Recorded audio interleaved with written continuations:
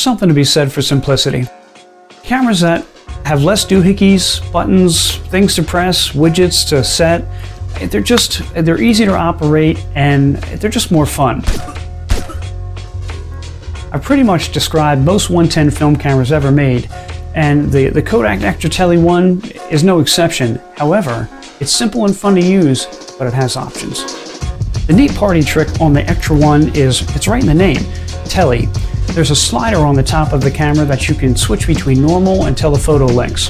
And the thing that I really love about this camera is that when you're switching that slider over, you also get the equivalent focal length view in your viewfinder. So if you switch from normal to tele, you're going to get a magnified or a zoomed in view showing you, pretty much what your scene is going to look like.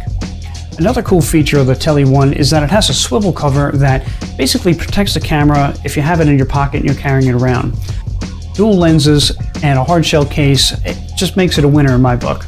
It actually kind of draws similarities to one of my favorite point and shoots, which is the Olympus Infinity Twin. I've carried around an Infinity Twin for quite a couple years, until recently I had to replace it with the newer model Infinity Twin.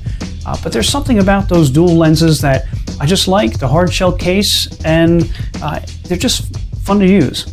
So while I am kind of pumping this camera up and saying it's freaking awesome, there is kind of a downside, and that might be the image quality. Now, it's no secret that 110 film, when you compare it to 35mm or 120, the picture quality isn't as good. Because you have a smaller negative, it's going to increase the grain. Print sizes, if you blow them up, they're not going to look as good. They won't look as sharp. But I'm going to argue that it's not always about the quality. To test out the Ektra one, I popped in some Lomo Metropolis, a couple rolls of Tiger Color, and then some Lobster Red Scale.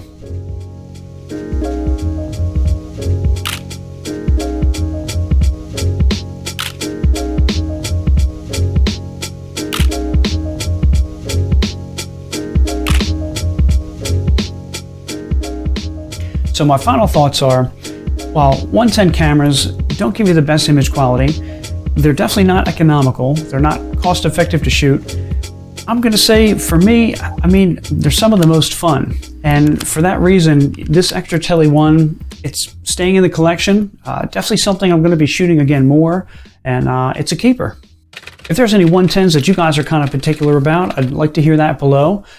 If you wouldn't mind, smash that like button. I hope everybody's well, and until the next video, we'll see you.